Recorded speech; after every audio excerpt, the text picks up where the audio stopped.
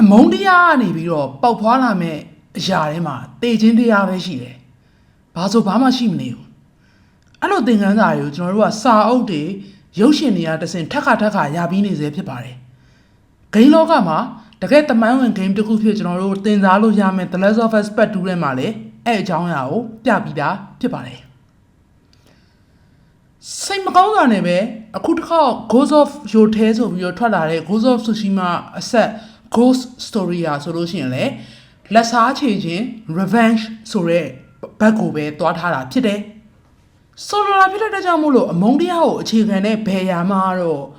ကောင်းတဲ့ result ထွက်လာနိုင်ခြင်းမရှိဘူး။တစ်ခုမဟုတ်တစ်ခုကတော့ကိုယ်စီပြန်လာပြီးတော့ site တဲ့အတိုင်းပြန်ချိတ်ရမှာဖြစ်ပါတယ်။ဒါပေမဲ့ The Last of Us Part 2 တုန်းကကြတော့သူတို့ပြထားတဲ့ပုံစံကအရန်ကိုမိုက်တယ် story ဘိုင်းဆိုင်ရာမှာတစ်ချက်မရှိလောက်အောင်ကို Neil Druckmann ရဲ့ masterpiece ဆိုပြောလို့ရလောက်အောင်ကိုပြထားတာဆိုတော့မိုက်တယ်ပေါ့10 out of 10ပေါ့ Ghost of Yote ကကြတော့အစပိုင်းအရန် story မိုက်တယ်အလယ်ပိုင်းလည်းမိုက်တယ် gameplay တွေမိုက်တယ်ဒါပေမဲ့အဆုံးသက်မှာဆိုလို့ရှိရင်တော့နည်းနည်းလေးကျွန်တော်တို့တရားဟောခြင်းနဲ့စိတ်ကများသွားတယ်ပေါ့နော်အရင်ချင်း Ghost of Tsushima မှာ Tsushima ကျွန်းကိုကျူးကျော်လာတဲ့မွန်ဂိုတွေကိုတိုက်ခဲ့တဲ့ Jin Sakai ဟာ Batman ဆိုလို့ရှိရင်အခုတစ်ခါကျွန်တော်တို့ Ghost of Yote မှာပါတဲ့ Atsu ဆိုတဲ့ကောင်မလေးကဆိုလို့ရှိရင် Tarantino ကေးပေတွေက Kiddo ဒါမှမဟုတ် Lady Snowball တွေကအဓိကဇက်ကောင်အနေနဲ့တည်ရှိသွားတာဖြစ်ပါတယ်လက်စားခြေကျင်တဲ့စိတ်ကပဲသူ့ကိုဖုံးထွန်းသွားတာပေါ့နော်ရိုထဲတောင်ကြီးရဲ့အောက်မှာရှိနေတဲ့သူတို့ရဲ့အိမ်လေးမှာပေါ့နော်သူ့အဖေ blacksmith ရဲ့အမေရဲ့နောက်တော့သူ့ရဲ့အမွှာအကိုတယောက်ရဲ့ကိုလာပြီးတော့ရိုထဲစစ်စိုးခေါ်တဲ့ကောင်တွေကတတ်သွားတယ်ဒါသူတို့စံပြအနေနဲ့တတ်သွားတာဆိုပြီးတော့ပြောတယ်ပေါ့နော်ဇလန်းရဲ့အစမှာဆိုတော့ဒီရိုထဲစစ်ရဲ့နာမည်တွေကိုကောင်မလေးက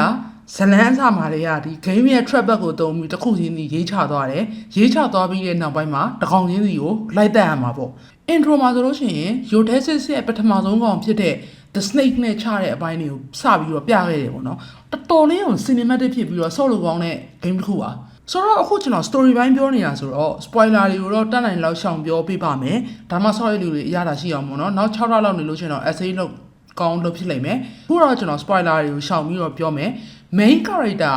Atsu ဒီသူ့ရင်ထဲမှာအမုန်းတရားတွေပဲရှိနေရင်းကနေဘလို့ဖြစ်ပြီးတော့သူကတဖြည်းဖြည်းချင်းစီပြောညံ့လာတယ်လူသားဆန်လာတဲ့လူတစ်ယောက်ဖြစ်သူကူးပြောင်းသွားတဲ့ transition ကိုကျွန်တော်တို့ကဒီကိန်းထဲမှာစောင့်ပြီးတော့ဆော့ရမှာဖြစ်ပါတယ် story တစ်ခုရဲ့ကောင်းခြင်းဆိုးခြင်းဆိုတဲ့ဥစ္စာဘယ်ဟာတွေပေါ့အများကြီးမူတည်လဲဆိုတော့ character တွေပေါ်မှာမူတည်ပါတယ်ဒီထဲမှာပါတဲ့ဇက်ရန် character တွေဇက်ဖို့ character တွေကကောင်းလားကျွန်တော်အနေနဲ့ပြောမှဆိုလို့ရှိရင်တော့ Ghost of Tsushima တွေက Yuna ဆိုတဲ့ character လောက်တော့ဒီတွေကဒီ supporting cast တွေကတိတ်ပြီးတော့ဆွဲဆောင်မှုတိတ်မရှိနေဘူးလို့အပေါ်ရင်ကြည့်ရင်တော့ထင်ရနိုင်တယ်ဒါပေမဲ့ story progress လုပ်သွားတာနဲ့အမျှ character develop ဖြစ်သွားတဲ့ကောင်လေးတွေရှိတယ်ပေါ့နော် villain လေးကပဲဖြစ်ဖြစ်ဒီ enemy ဘက်ကပဲဖြစ်ဖြစ်ပေါ့ character develop ဖြစ်သွားတဲ့ကောင်လေးတွေရှိတယ်အထက်မှာ character အပြောင်းအလဲဆုံးဖြစ်သွားတဲ့လူကိုပြပါဆိုလို့ရှိရင်တော့ Atsu ပဲဇလန်းဆက်စချင်းကနေပြီးတော့ဇလန်းဆုံးထိမှာ Atsu ရဲ့ character development ကိုတော့ကောင်းကောင်းပြသနိုင်ခဲ့တယ်ဆက်ရင်စားဖို့လည်းကောင်းတယ်ဆိုတော့ story ဘိုင်းမှာကျွန်တော်ဒီကောင် rating ဘယ်လောက်ပေးမလဲ 7.5 out of 10ပါဒီလို story မျိုးကိုကျွန်တော်တို့အရင်တော့ကလည်းမြင်ခဲ့ပြီးပြီ Tsushima တော့မှလည်းမြင်ခဲ့ပြီးပြီထက်ကလည်းမြင်နေရအောင်မှဖြစ်တယ်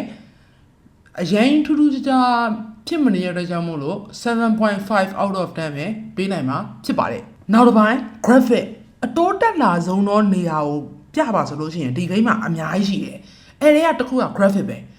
Ghost of Tsushima တက်အများကြီးပို့ပြီးတော့တိုးတက်လာတယ်တိုးတက်လာတဲ့အပြင်ဟိုမှာ physics တွေပါတွေပိုင်းမှာထားပါတော့ Ghost of Tsushima တော့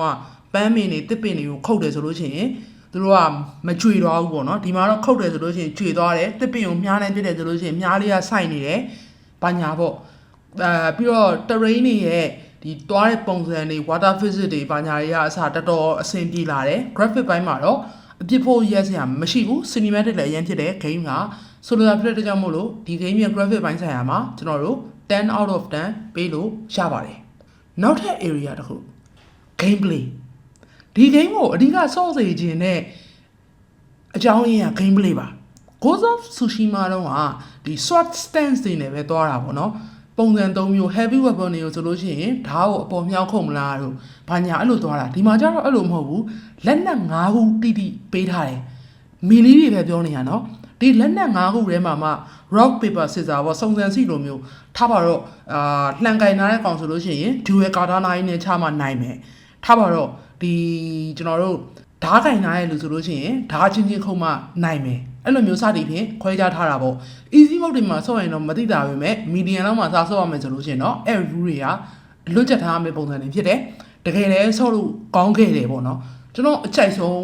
နေရာက gameplay ပဲတော်တော်ဆော့လို့ကောင်းတယ် Ghost of Tsushima နဲ့ရှင်မယ်ဆိုလို့ရှိရင်အများကြီးမှအများကြီး upgrade တက်လာတယ်ကျွန်တော်တို့ melee weapon တွေအပြင်ကိုဒီ stealth တက်သွားတဲ့ weapon တွေရောနောက်တော့လေးနဲ့မြားတွေရောတနက်တွေရောဒီကောင်တွေကိုတော်တော်မိုက်တယ်ပြီးတော့ဒီ open wall ကြီးထဲမှာကျွန်တော်တို့သူ့ရဲ့ camp ထိုးတဲ့ဥစ္စာတွေနောက်တော့ wolf den တွေတွားတာရေဘူးစမ်းတွေတွားတာရေဘူးစမ်းမှာကြောက် Ghost of Tsushima တွေကဂျင်စကိုင်းလိုပဲပေါ့နော်အင်ကြီးဘာမှမွတ်ထားပဲဆင်းတာပေါ့နော်ဒီထဲမှာ Atsu က main ကလေးပဲမယ်လေဘာမှမွတ်ထားပဲနဲ့ဆင်းတာဆိုတော့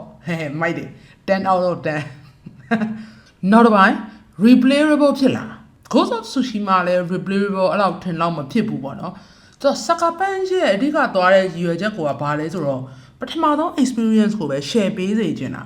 replayable ဖြစ်လာလို့မေးမယ်ဆိုလို့ရှင်တော့ replayable တိတ်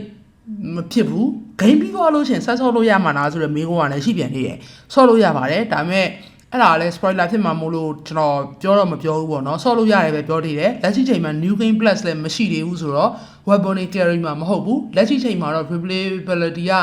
မရှိသေးဘူးဆိုတော့ 7.5 platinum တွေပါတယ်ဟန်နေတဲ့လူတွေအတွက်တော့ဒီ Azo ဆိုတဲ့ဂျုံကြီးကတော်တော်မိုက်တာဖြစ်တဲ့အကြောင်းမို့လို့ 7.5 လောက်တော့ကျွန်တော်ပေးချင်ပါတယ်ဆိုတော့နောက်ဆုံးကျွန်တော်ရဲ့ personal မြင်တဲ့အမြင်တွေကိုပြောရမယ့်အချိန်စရောက်လာပြီပေါ့နော် emotional core တစ်ခုကိုရင်ထဲမှာထိသွားလားဒီ game ကိုဆော့ရင်းနဲ့ရင်ထဲမှာထိစေတဲ့အခန်းတွေပါလားဆိုတဲ့ဥစ္စာကိုမေးရမယ်ဆိုလို့ရှိရင်ပါတယ်တော်တော်လေးကိုစိတ်ထဲမှာမကောင်းဖြစ်သွားစေတဲ့ပြဝက်မျိုးတွေလည်းပါတယ်ပေါ့နော်စိတ်မခိုင်တဲ့လူတွေဘာညာဆိုလို့ရှိရင်မျက်ရည်ဝဲလောက်လိုက်မယ်ဒါပေမဲ့ကျွန်တော်က